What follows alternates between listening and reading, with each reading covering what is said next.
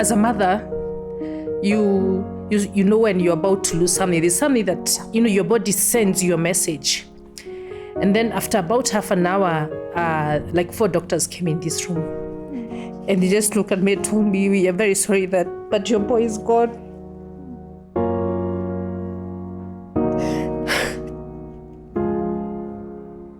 And my boy was gone. I'm so sorry.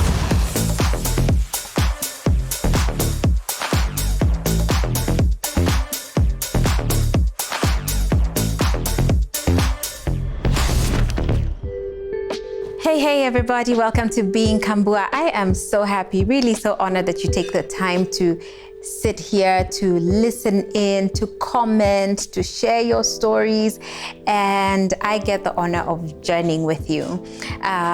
It really has been so encouraging to hear people literally from across the continent and other parts of the world giving their stories, saying how you feel less alone, you feel like someone has finally told your story, and that's the reason why Being Kambua was brought, so that we can create a safe space for one another, to be able to have those conversations that are many times said to be uncomfortable, taboo, breaking stigma and all of that, so that we can be better people in spaces that are more accommodating of who we are. So as always, I bring you amazing people, amazing people, and I am so deeply touched every time I have reached out to somebody and they have said, yes, Kambua, I will come and I will sit with you. And today I am so honored to bring this phenomenal woman to you. I'll tell you how I met her, but I first want you to just look at how gorgeous Kiarie is. I feel like we need to put you on a museum, like this is Africa. Oh, you are stunning. One of our crew members was like, Wakanda has come to Being Kambua. I love it. You are absolutely gorgeous. Thank you. Mm-hmm. Yeah. Charity. So now let me tell my people how I met Charity. You see my gorgeous earrings. That, every time I have worn earrings, these kinds of earrings, people are like, where'd you get them from? So I'm always tagging Kiarie Africa. This is Kiarie Africa. Your work is so good. I really, you make such statement pieces. Is this something, how did this come about, Charity? Had you always wanted to make jewelry, or what's the story behind that? Wow. This is part of my healing journey. But I would say that I have been brought up in a family of creatives. So from a long time, I knew that I'll end up in the creative world. Yes. And after having had a very painful childbirth, and after suffering fistula after the birth of my daughter, at some point, I wanted to create pieces that will bring out the queen in me.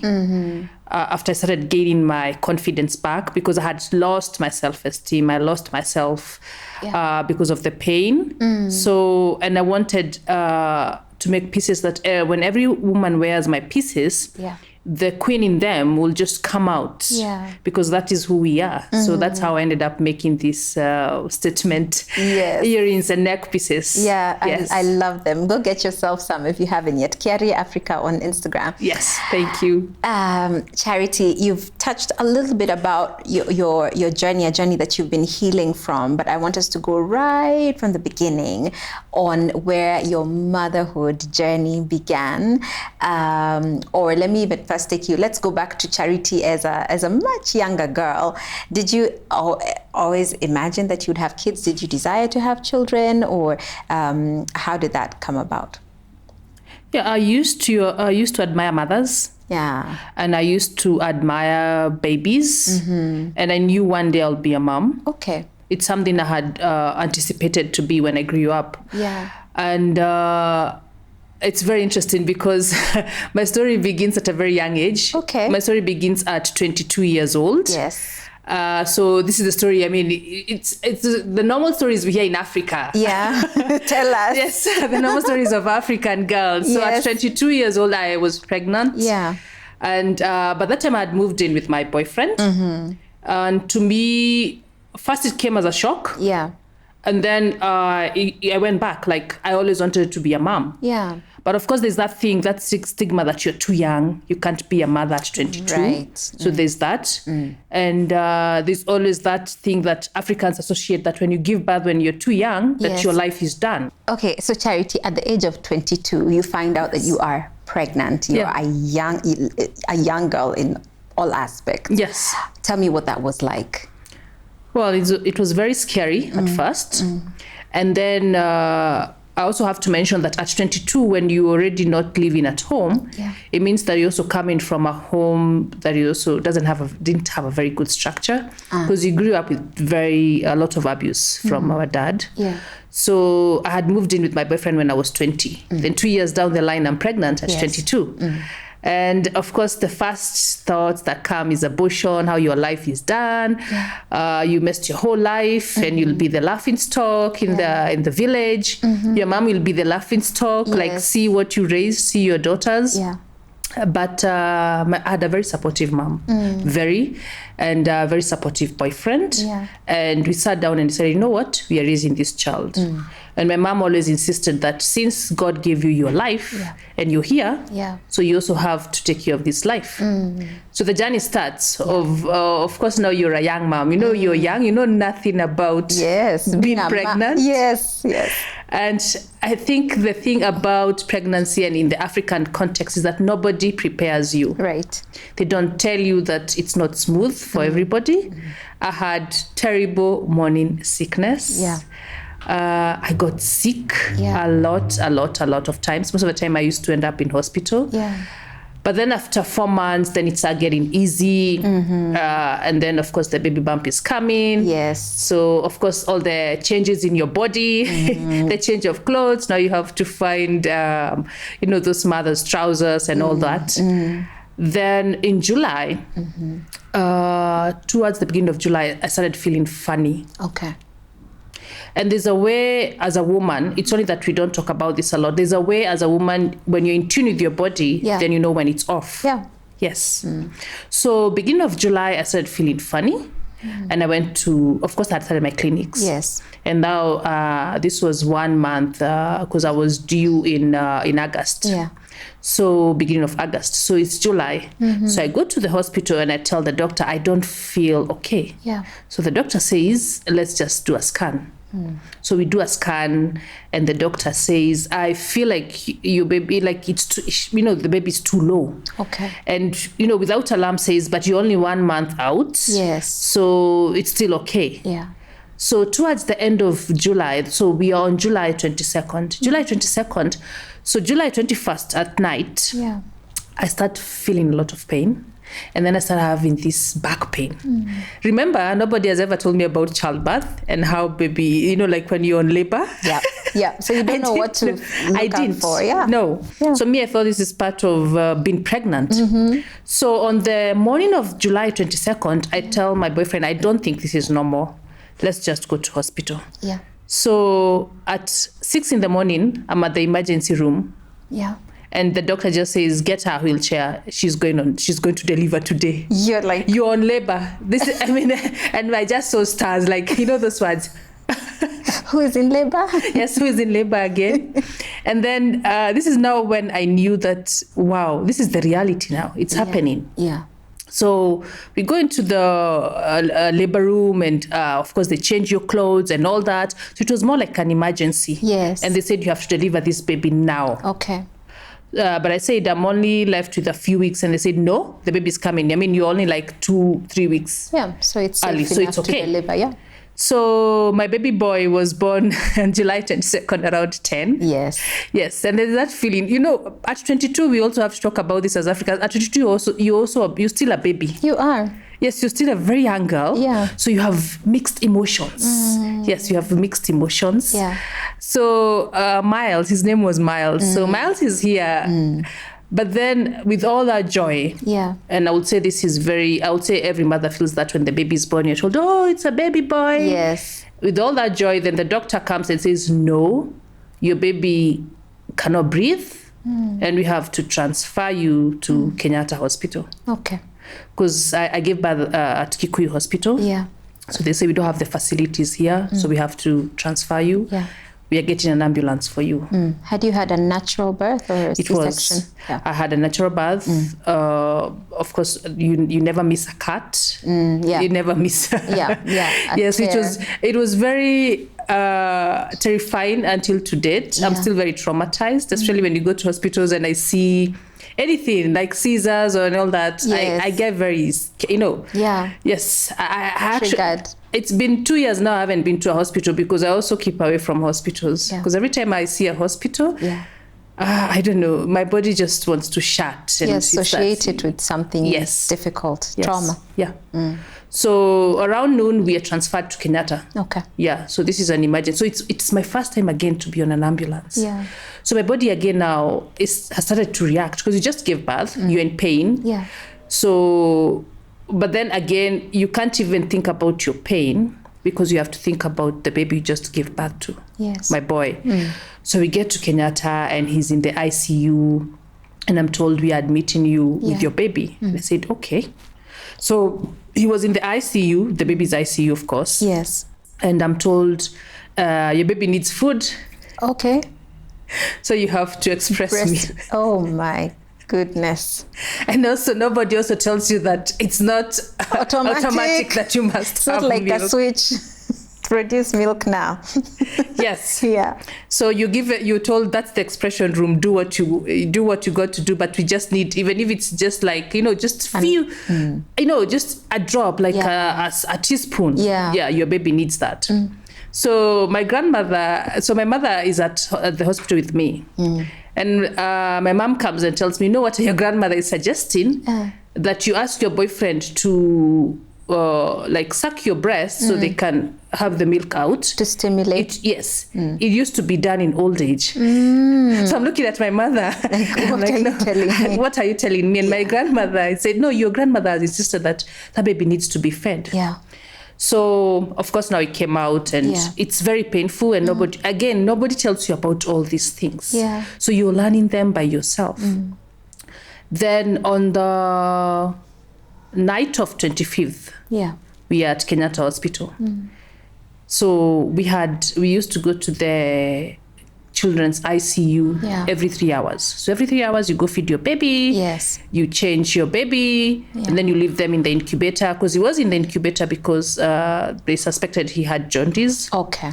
So, and then you go back to the ward, 3 hours, put an alarm, come, nobody's waking you up, it's your baby. So on the night of, it was on a Friday night, 25th, and I go to, and I don't see my baby, where I had left my baby 3 hours ago. Okay. So I'm looking at the nurse. So where is my baby? First, I'm not alarmed because this is a hospital. Could be they took him for a procedure or something. You first you're not alarmed. Then I just look at there's some like 3-4 doctors surrounding a certain baby. At this particular time, it hasn't hit me that it's my boy. So.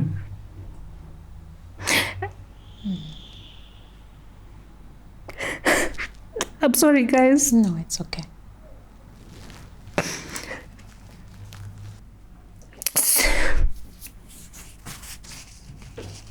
It's okay, Mama. So one has come to me and told me, you just have a seat. Your boy got so sick, so we are taking care of your boy. And of course, there's that, as a mother, you know when you're about to lose something, there's something that, your body sends you a message. And then after about half an hour, like 4 doctors came in this room. And they just looked at me and told me, we are very sorry but your boy is gone.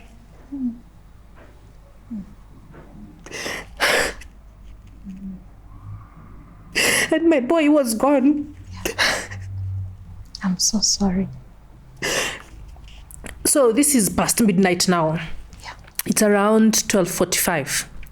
So of course they send you a counselor. They ask you, what do you want to do with? Do you want us to prepare the body? We take it to the morgue. Do you want him to be used for science, or do you want us to bury him for you? And your mind is not okay now. And I'm looking at the boy and I'm like, I can't have a burial of this tiny body. Yeah. So I tell them, he can be used for science, he can be buried, but so they give you a moment. Yeah. So they wrapped him up and they leave you in a room. Yes, and I just told him everything else I wanted to tell him. And after, now, around 3 in the morning, so from 12:45, 3 a.m., I let go of my boy and I give them the body. Yeah. So they took me to the ward and I'm sleeping. So around 6, my bedmate wakes me up and tells me, amka, ni saa kwenda kuangalia watoto. And I look at her and tell her, my boy died. So she didn't even go to check on her baby. She just sat with me and started crying together. Yeah. So I had to call my boyfriend and tell that our boy is gone. And I remember him just hanging up. Yeah. Then the next phone call was my mom. Yeah. And my mom is from Kiarie. She's a very dramatic woman. I love that woman. So she woke up the whole plot in tears and screams. And that was it. So at 8 o'clock they come. So the most difficult part was when I saw my boyfriend standing there, like 100 meters, he's almost coming to the ward. Yeah. But I don't know what we are going to tell each other. Yeah. And I don't know how we are going to react. And I had cried and I didn't want to cry anymore. Yeah. So he came and of course there's that moment you're given. And my mom came with all her friends, I think every other neighbor who knew us. At that time, I used to be a volunteer at the Red Cross, and they all came. So it was like 30 people in the ward. Yeah. And the doctors came and said, you know what, you can't be all of you here. You just have to come in turns. So the doctor came and said, of course, we are very sorry. You can't continue being here. Yeah. And it's interesting because that previous day, there are these women who walk around Kenyatta. Yeah. Who sell kids' clothes. Okay. So I told my mom, tomorrow when you're coming, Miles needs to be in clothes now. Yeah. The doctor told me that because in that ICU, they move in stages. So there's a stage where now he can be dressed. Yes. So I told my mom, go bring my bag tomorrow morning when you're coming. So that particular Friday, during the day, I had bought some socks, some beautiful socks from a woman who was walking around. Yeah. I gifted my bedmate those socks. Yeah. And so my mom never came with the bag anyway. Yeah. The bag was left at home. Yeah. So the doctor came and at around 3, we were discharged. Yeah. And I explained to my mom and I told my mom I didn't want to bring tears home. So I just signed and said that I've given them Miles for science or for anything they want to do with him. Yeah. Yes, and now we went home. Yeah. Yeah. So that was the beginning of my motherhood journey. That's how you were welcomed into motherhood. Yes. Yeah. And I'm only 22. Yeah. Yes. Yeah. It's a painful welcome. It is at whatever age. Yes. Yeah.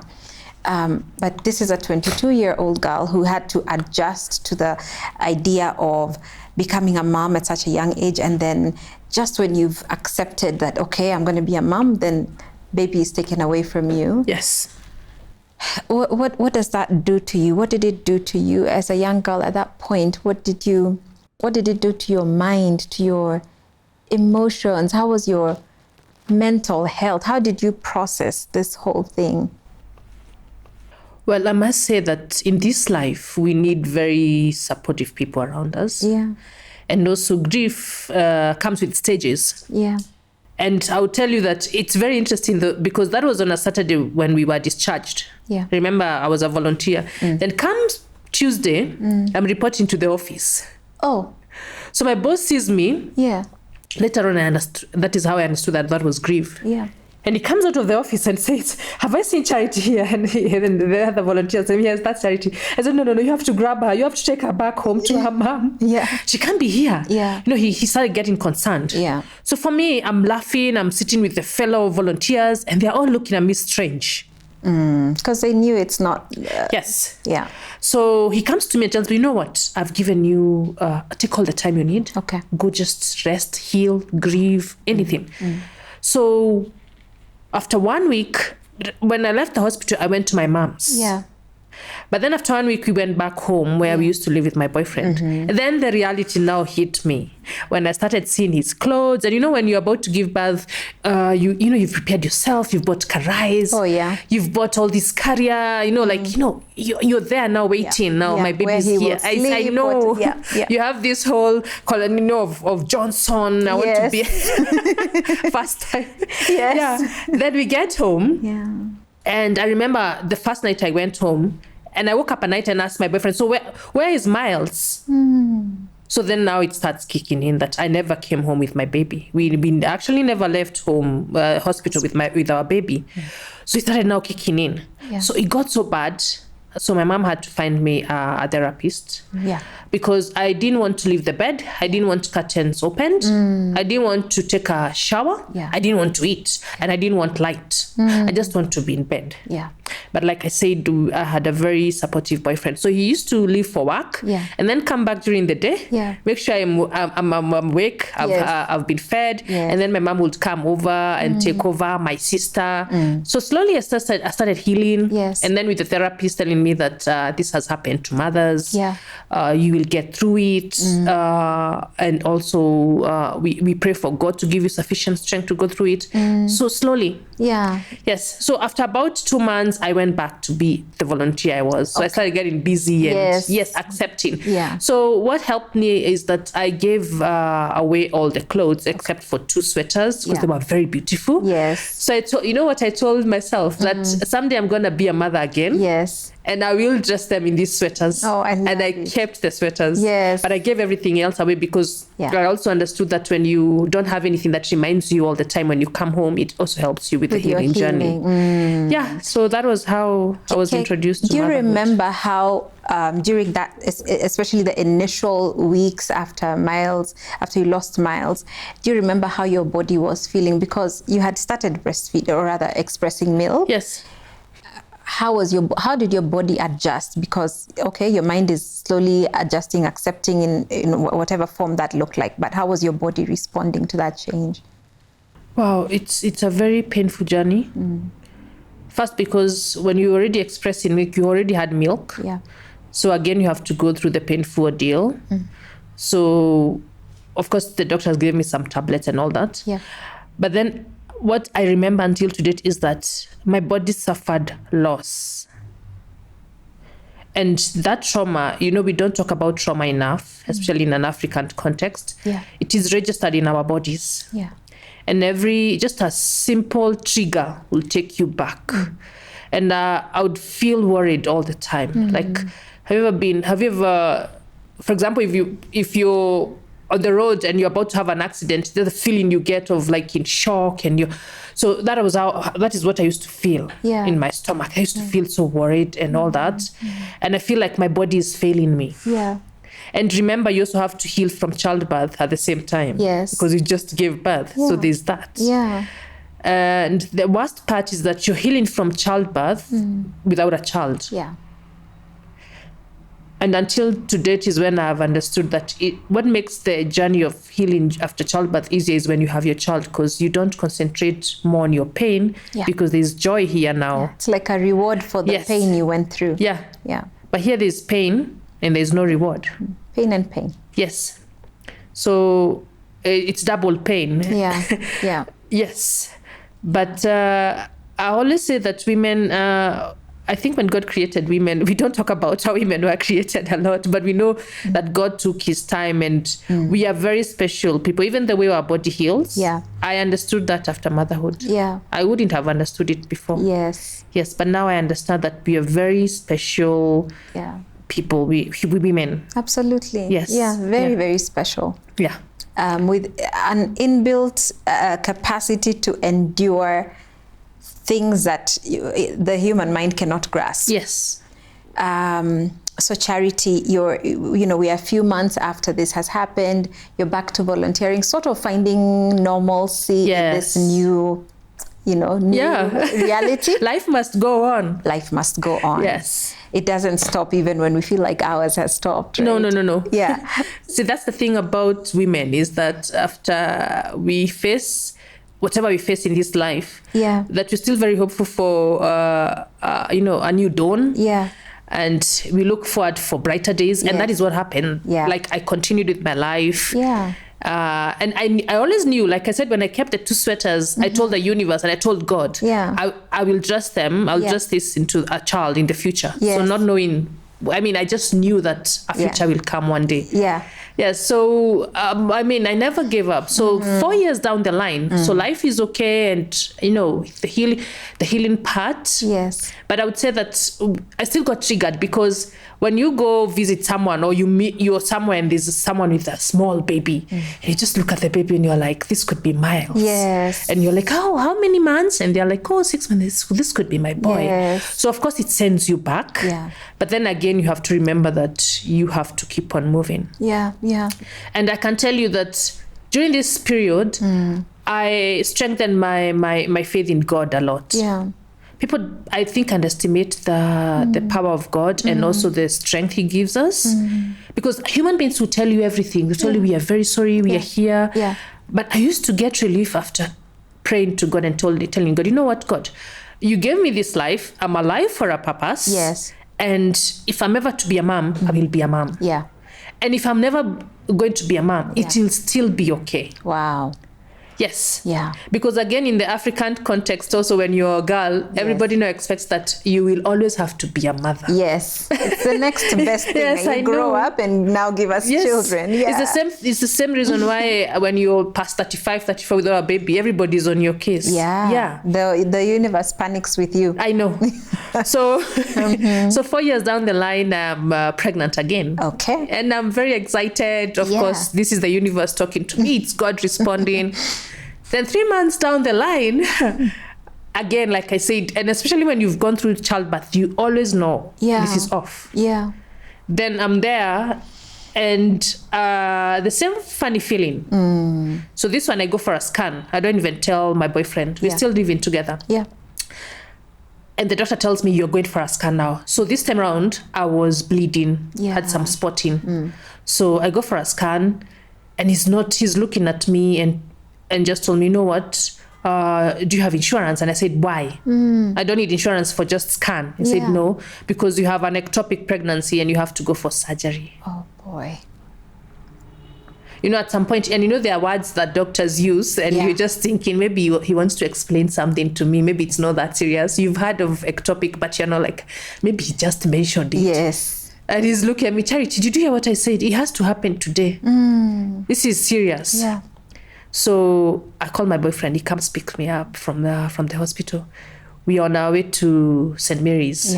We get to St. Mary's. The doctor, the nurses, of course, they receive you. They look at the scan. And I'm told you're supposed to be booked for theater now.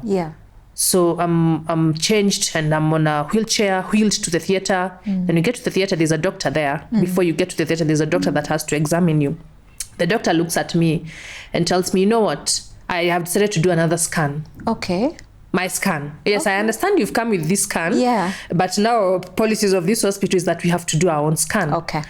So we go do the scan. He looks at me, said, I'm not very sure what the scan is showing me. I can see it's an ectopic, but I'm not so sure what I'm seeing. But let's go to the theater. So when I'm sitting on the wheelchair, something just falls, like I feel some warmth. And then I just tell them, there's something coming out. Just wait. Oh my goodness. So it just ruptured. Oh my. On my way to the theater. So the doctor looks at me and tells me, hey, Mungu wako anakupenda. Unajua ulikuwa unaenda kwa kisu. So it just ruptured by itself. So I went to the theater eventually just to be cleaned. Because they have to do all the cleaning and all that to make sure nothing is left and all that. But I never went. You didn't have to be cut to do that. No. So at this particular one, at first it hasn't hit me. So we're just there. We haven't even called my mom or anyone else in the family. So after this, I didn't even spend the night at hospital. We just left hospital at around midnight. So we went home, and then I start calling. And mom is like, wait a minute. I mean, you know, you need to sit me down. So I explained to them. And you know, at that particular time, Kambua, that didn't get me emotional. No. because now after facing the death of Miles, I just knew that, and I've read stories of so many women who've gone through this. Yeah, so that was 4 years down the line. Yeah. Yes. But I'm still very hopeful. Yeah. I'm still keeping the sweaters. Yes, yes. At 3 months this time round, I hadn't started buying anything. Because it was still a little early. Yes. Yeah. Yeah, and that was it. The experience, staying home, healing. Yes. Then 1 year later, I'm pregnant again. Okay. I think we were trying a lot. Yeah. You were hopeful. We were hopeful. We were trying. I love it. Yeah. And so this one, this one now is where I lost hope. Because this was just 1 month. Okay. Just 1 month. Yes. I just had bleeding. Yeah. Go to hospital. Yeah. It's a miscarriage. Oh, wow. We are very sorry. Yeah. So at this particular time, I start asking myself, could be it's my womb. You know, at that particular time, you start telling yourself, maybe I have a wounded womb. Yeah. Maybe my womb will never hold a baby. Yeah. Because this is 3 children down the line. Yeah. And you know, I would love us as a society to normalize talking about miscarriages, because there's a way that people don't take miscarriages as that's a life you're carrying. Yeah. There's always that. Yeah. You try telling someone I had a miscarriage at 1 month and they just brush you off. Oh, ilikuwa tu ya mwezi moja. It happens. Yeah. Others are so brutal, they even tell you ilikuwa tu kama periods too, and you're like, wow. Wait a minute. Yeah. So there's always that in a society, and I would hope that we'll change that. Yeah. We have that attitude towards it, and it's, I mean, if you're pregnant and it's confirmed, you're already carrying a life. Absolutely. And it changes for a woman, it changes everything about you. Yeah. Yeah, it does. And also people don't talk about what it does to your body. Yes. Yes. So that was now, I'm 3 times pregnant. Yes. I have no child. Yes. Allow me to ask you, Charity, what did it do to your relationship with your boyfriend? Because this is a lot of loss in a short time. Yes. And it's obviously changing a lot about who you are as a woman. Did it have any effect on your relationship? It's interesting. It didn't have an effect on our relationship, but it had with the in-laws. So then that's where the strain comes in. Maybe you brought us someone who will never even have children, who will never name us. Yes. So I got a lot of backlash and a lot of bad talks from especially my mom-in-law. Yeah. Was it said to you directly or yes, to directly. She would come to our house and just attack me and just tell me maybe it's where you're coming from. And also in an African context, again, we tend to associate everything with so much, with witchcraft, with all these things, with maybe when you're younger, you had done a lot of abortions. Maybe, there's always that. Yeah. So, but he was he remained very faithful to me and told me, it could be you were never meant to have a child. And I never loved you with a child. Yeah. You just loved you the way you are. Wow. So you having a child or not does not determine my love for you. Oh, wow. So that gave me hope. Yeah. Yes, but of course there's those times where you in the house, you're not talking to each other because you feel the house is so empty. Yeah. And you feel maybe there's some little human beings who should be running all over, calling you mom and dad. Yes. There are those times. Yes. But he, and I understand him until today because he was also human. Yeah. And I also, at some point, I understand also the men who choose even to bring in another woman and say, maybe because we still need children and they still need a legacy and a continuation of a generation, let's get let me get married to another woman. And you, as the woman who has had a miscarriage, lost a baby, you're even in agreement because you're telling yourself, I will never be a mom. Yeah. So even encouraging him to do it. Yeah. You're even in support of the idea. Yeah. But he never. So, and I'm still keeping the sweaters. And it's interesting. I used to go and pull them out from the wardrobe and just hold them. And I just tell God, I would love to hold a baby in these sweaters. There was one which was very multicolored, like it had all the colors. Okay, nice. And the other one? The other one was a white one. Yeah. I remember them because my daughter has worn them when she was a baby. She wore them. Yeah. Yeah. Yes, with a cat in front. Yeah. Yes. So it's almost like the sweaters were a reminder for you to keep hope alive. Yes. Yeah. I never lost hope. Yeah. I don't know, but I never lost hope. And I also must give this credit to my mom because we have a very, I would call her a woman who is very strong in her faith. Yeah. Yes. Like my mom and her prayers. We always say, me and my sister, that if it was not for our mother's prayers, we would not be here. Yeah. And every time, even when I'm feeling low until now, and I call my mom and she just prays with me over the phone. Yeah.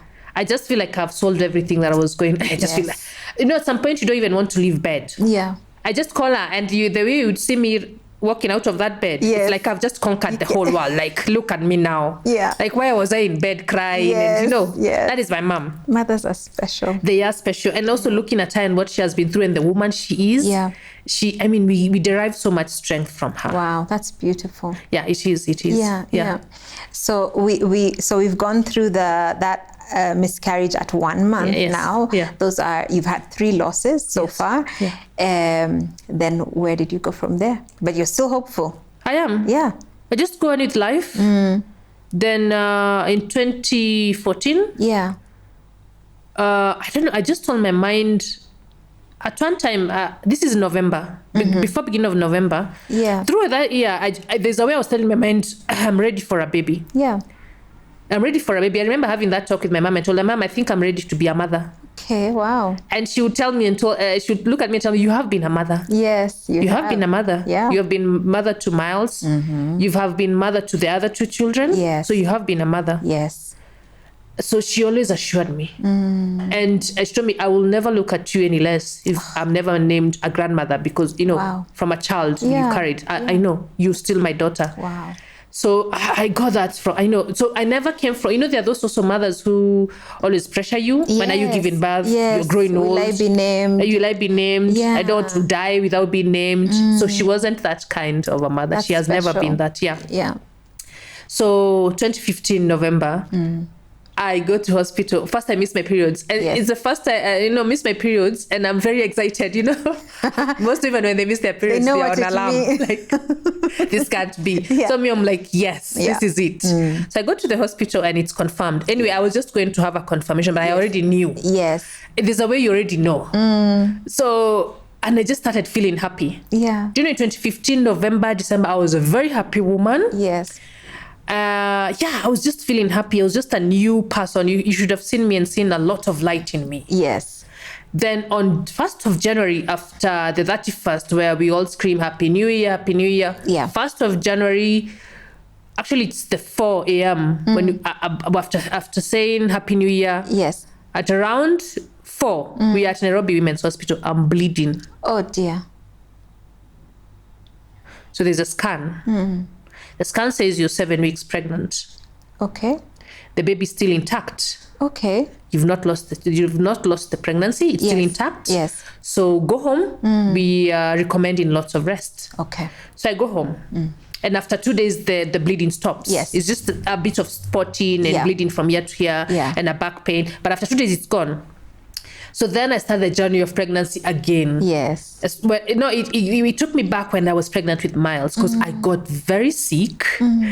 I remember the first 4 months, every other day, because we went to hospital and the doctor told me we have to sign, and we have to decide, and I signed because he wanted to give me a bed rest in hospital. Okay. I declined. Then he said, no, you must sign and say you are going to be coming to hospital every other morning because you have to be on a drip, because you can't, I wouldn't feed on anything. I will just throw out everything. Yeah. So for the first 3 months, I was in hospital every other day. So my boyfriend would take me. Yeah.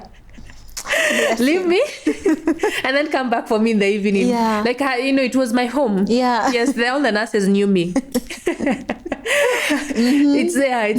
So then 3 months later, almost 4 months, I just started feeling okay. Okay. And let me tell you, in the first 3 months, I had lost so much weight.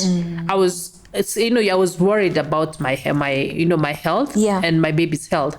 But after 4 months, now I started getting worried because of how I used to eat. Okay. Now you went to the other extreme. Yes. So now this is now a proper pregnant woman. Yeah. I was about 50 kgs at 3 months. Yes. And by the time I was giving birth in August, I was 75 kgs. Wow. Yes. I can relate though. And because of the excitement, I used to go for a scan every other month. I have all those scans. I don't know why I did it.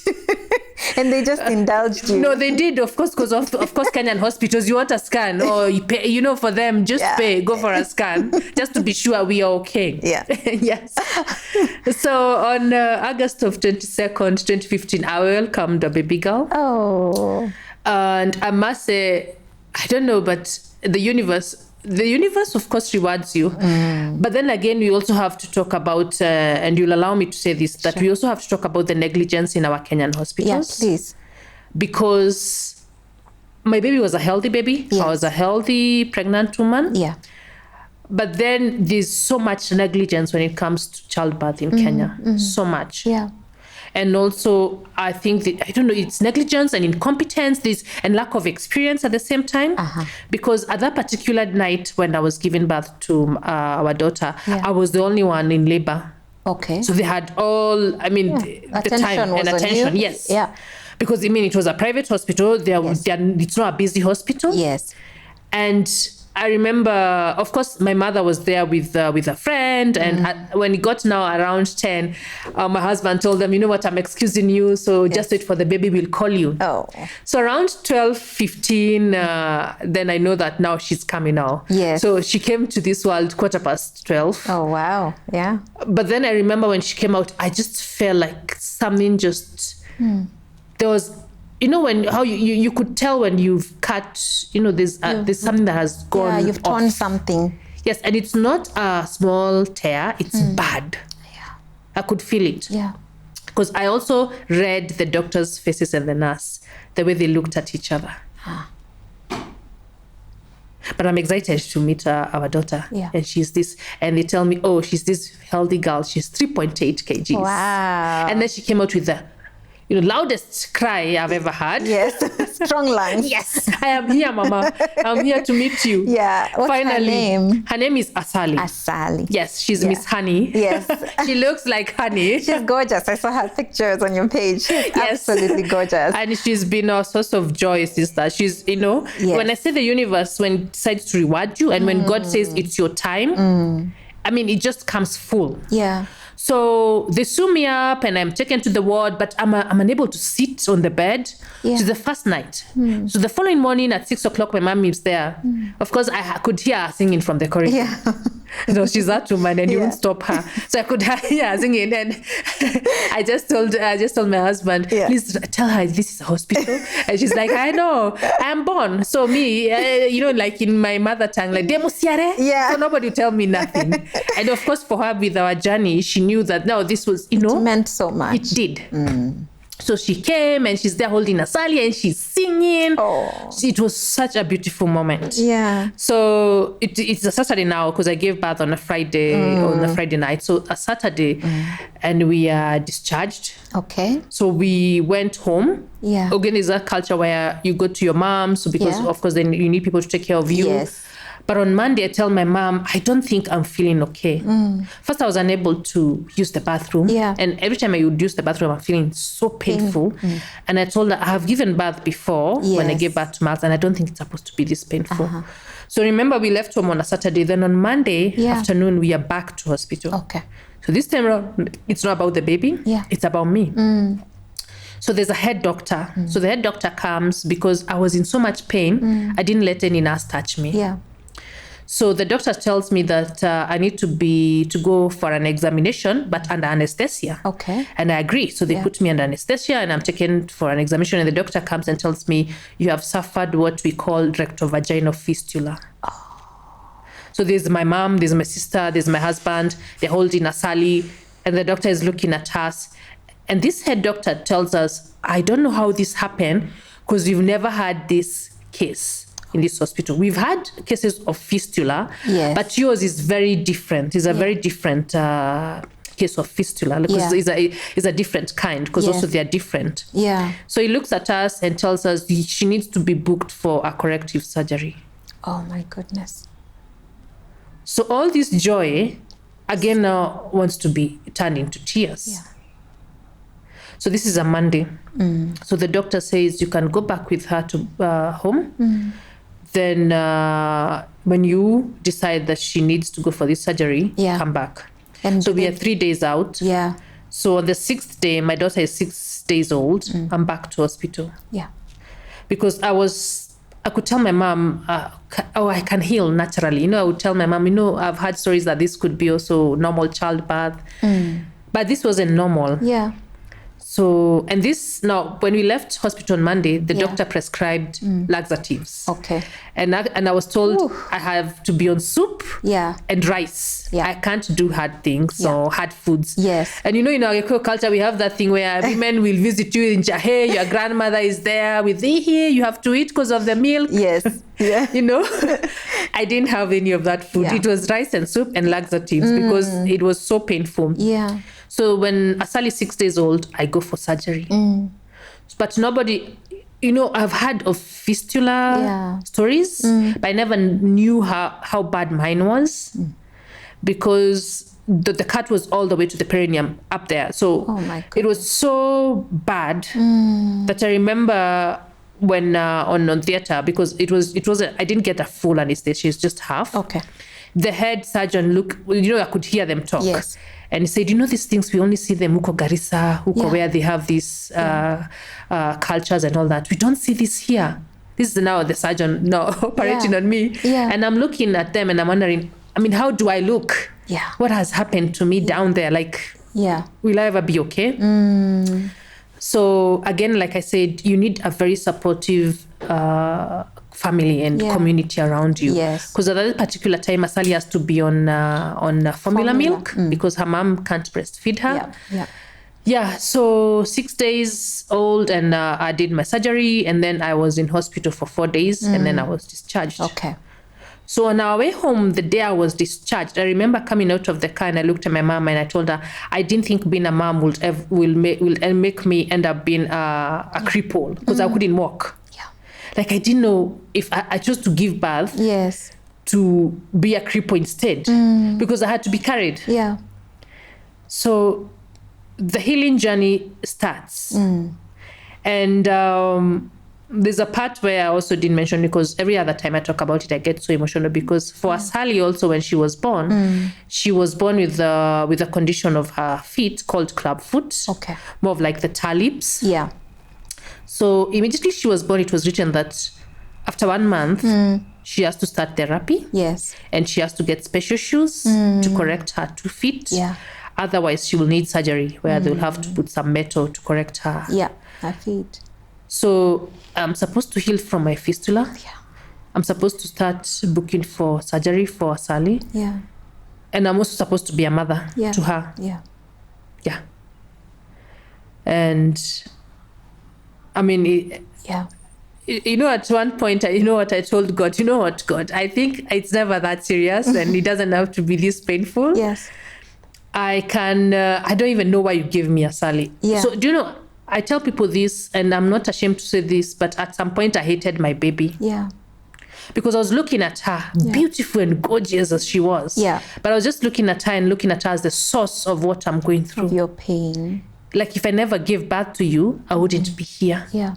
Because I used to go for clinic every other week because they had to monitor me and see how I'm recovering. Yes. And also you have to start all these exercises, the Kegel exercises. You have to be very careful on how you sit and what you eat. Yeah.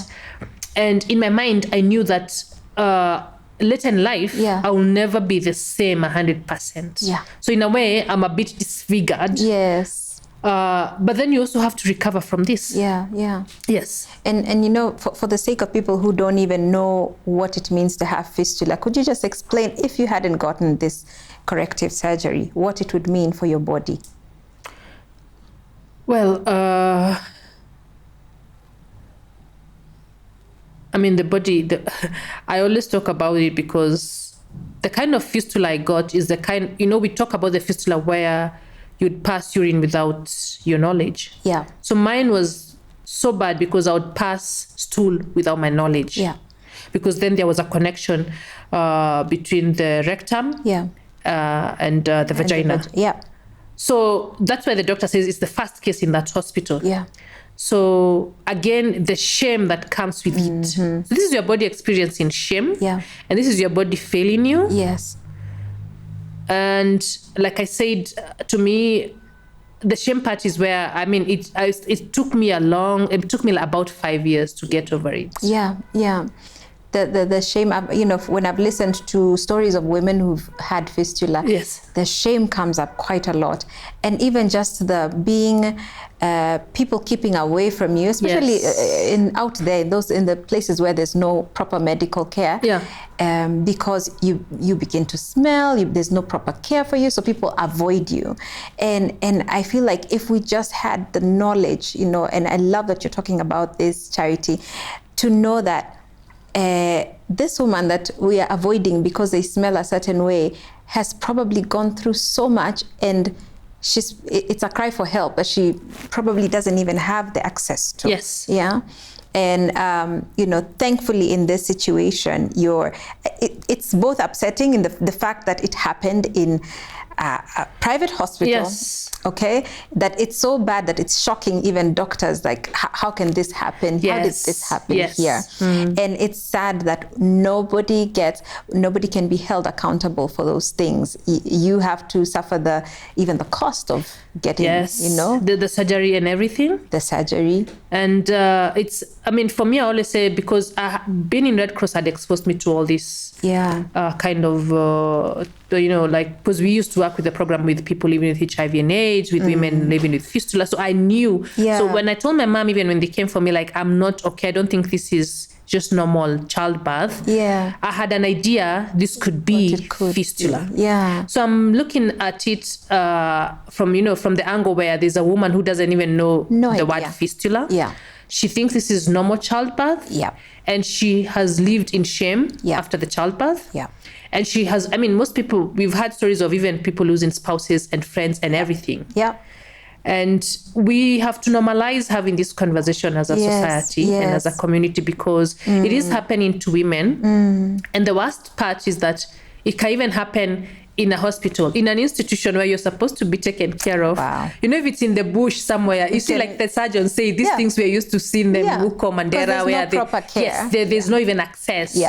But here it's a private hospital, and this happens. So even for him, so this is how negligence comes in, and lack of experience. And also, I have to say this, and allow me to mention this, that when a woman is about to deliver a baby, as much as the doctors and nurses come in, at this particular time, as an African woman and as a woman citizen, I would say that childbirth is between a woman and God.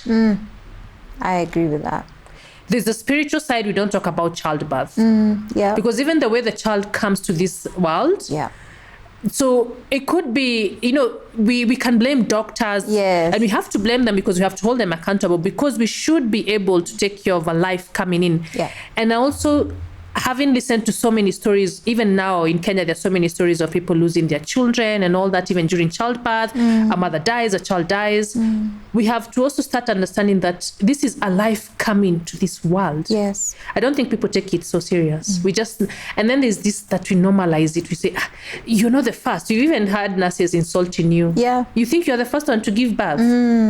But it is always a very spiritual connection between you and God. And I always say this, people say that when a child is in your womb, and we've experienced this, when a child kicks or when they hear a familiar voice, it's because they're also coming from a world that is unknown to us. Absolutely, Yes, so we need to be having this conversation on a very serious note, and make them loud as possible, and make them very normal, such that every mother, when they're about to give birth, that you have surrounding, you know, the people surrounding them, even doctors, they're filled with love, they know what they're doing, and they should take care of that woman and that child with whatever they got. With the utmost care that they can give.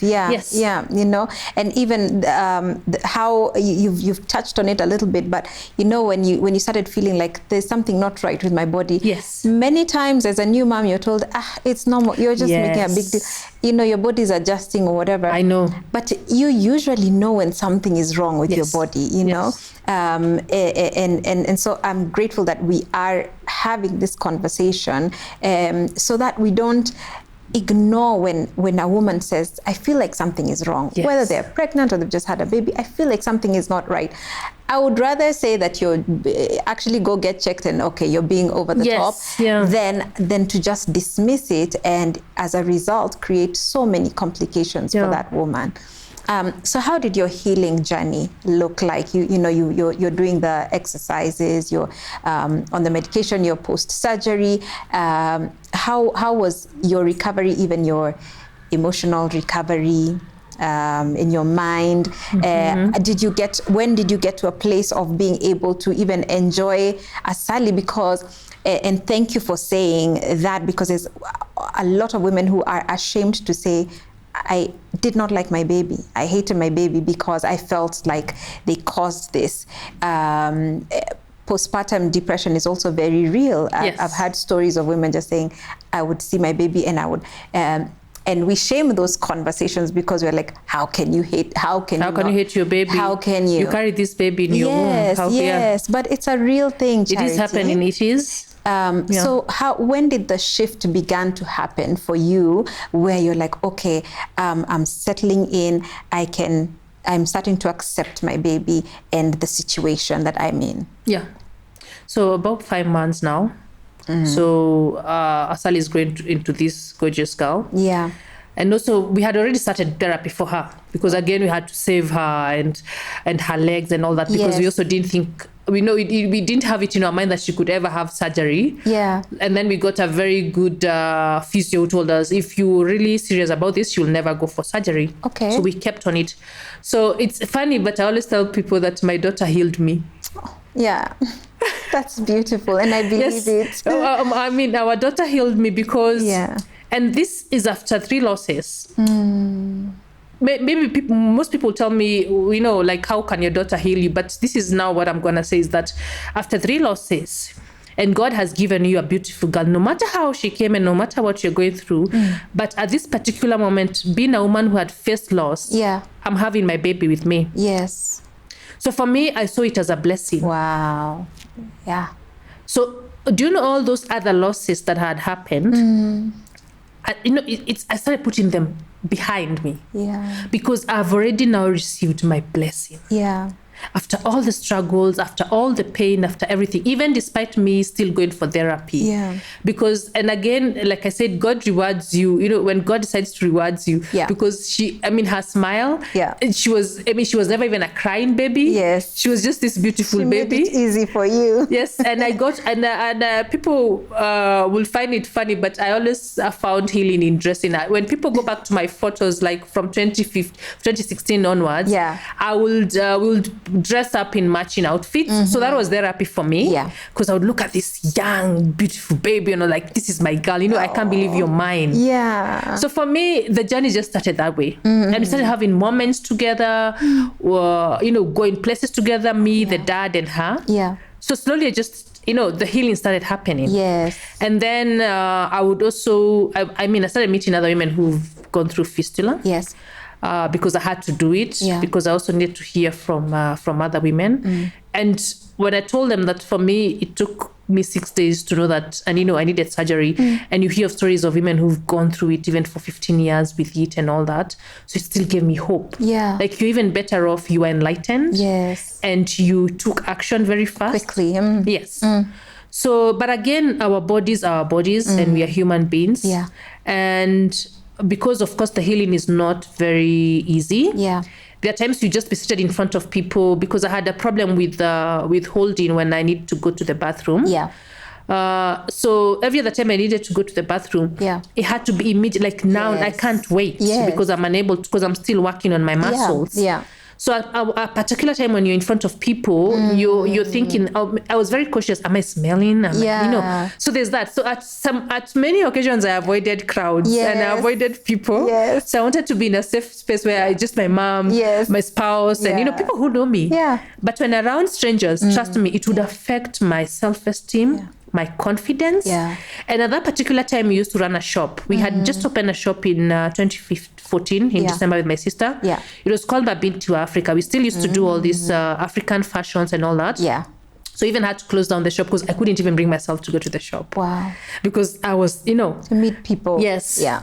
But then when Sally got to 1 year and we are continuing the journey, and also I found strength in sharing my story. Yes. Not in such a platform. Yeah. But when I met people who've also had a similar situation or going through something, like I've had a miscarriage. Yeah. And I'll tell them my story of hope. Yeah. And now this is my girl here. And then in 2017, Charity started coming back. Yeah. I mean, the queen in me started, Yeah. And it's funny because I think the universe also sits down and tells, you know what, Kambua, now it's time now to go back. Yeah, it's time to get up. Yes, it is. Yeah. Yeah, we understand you and we understand you're still healing, but it's time to get up. Yes. And I also want to mention is that people, when they hear healing, they think that it's just the same way you would have like a cold. Yeah. So you're sick today and tomorrow you're okay. Yeah. But healing is a journey. For me, I think nobody heals completely because in this life you still get triggers. Yes. For me, for example, right now, if I watch stories of people who are burying their children, I get triggered a lot. I can't even watch a movie where a baby is being buried because I'll just cry myself out. And then it brings back the memories of Miles and all that. And I still keep one of the sweaters of Miles. Asali wore them. Yeah. And I still have one of the sweaters and I'm going to keep it. Yes. Yeah, it just reminds me that I had a boy. And he was here. Yes, and he was here. And he will always be my first child. Absolutely. Yes, he will always be my firstborn. Yes. But healing, we heal every day. And we heal through so many experiences. Like here, what we are doing here today, this platform, this is healing. We are healing. Yes. Yeah. And we shouldn't be ashamed of our stories. Yes. And I believe that every story needs to be heard. Yeah. Yeah. Yeah. And I'm so encouraged by your story and that you allowing yourself to be vulnerable in order to heal somebody else. Yes. And I say that for me, part of what has helped me on my journey has been hearing the stories of other women. Yes. In a time when I was in my deepest and darkest grief, it's when other women said to me, I've been there, I know how it feels. It made me feel like, okay, it's not the end of the world. And I so strongly feel, Charity, that there's a woman listening to you today who has decided, I'm dusting myself off and I'm going to rise up. Yeah. Because fistula should not define me. No. And a woman who doesn't even know that maybe there's help. I know there's people who don't know that maybe what I have been experiencing all these years, that I can get help for it. There's a woman who's listening to you who can resonate with you going through losing Miles or having that miscarriage. They have felt you at different points. And I have to thank you for opening your heart for us, Charity. Thank you. Before I close, I want you to specifically speak to a woman who's listened to you today and is saying, Charity, I really, really want to rise up. I really, really want to look forward, but I am feeling stuck. What would you say to them? First, I'll tell them that they're very strong. They should never forget that. And when you find yourself in this life, God has put you here for a purpose. You have a purpose. Yeah.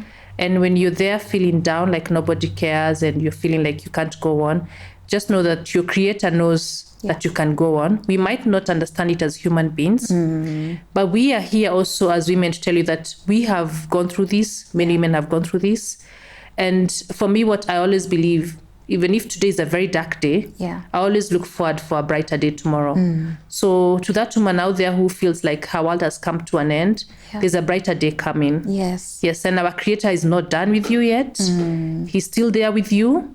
And that's why we derive our strength. And we can still rise together as women. Yeah. Yes. Yeah. We just need sisterhood. We need to be there for each other. Yes. Yeah.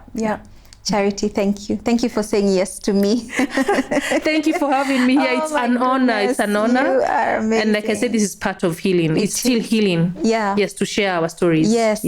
We are healing. Every day we are healing. Yes. And even when I get to hear you, I draw strength from you. So thank you. Thank you so much. And love to Asali. Thank you so much. Her name is Charity Nduta Kiarie. You can go check her out, Kiarie Africa. But such strength in the stories that come through here on Being Kambua. And I hope that wherever it is you're listening or watching us from, that there's just something that has given you a reason to get up and to move forward, and to know that every day we are healing. It's a journey. It doesn't happen overnight, but every day when you get up, when you draw those curtains, when you go take a shower, you're healing. When you say, I'm going to call my friends, I'm going to get out of the house, you're healing. Every step that you're taking to finding normalcy in whatever life has brought your way is a step towards your healing. Go ahead and share this video with your friends. Discuss it in your small groups, in your chamas, in your Bible studies, in your whatever communities that you have. And let's continue building safe spaces and communities where we can journey together through life. So thank you for joining Being Kambua. I love you all so much, and catch you next time. And yeah, I remember even physically it was quite the journey, and I think because we had gone a little bit further along, and so I remember going to church the next Sunday actually, and I was still kind of swollen just from the surgery and whatever, and I remember someone saying, "Oh, congratulations!" And I remember just not having words. So the physical, the emotional are all wrapped up, I think. But yeah, it was a journey. I think the hardest milestone to get past was what would have been the birth date or the due date of that baby.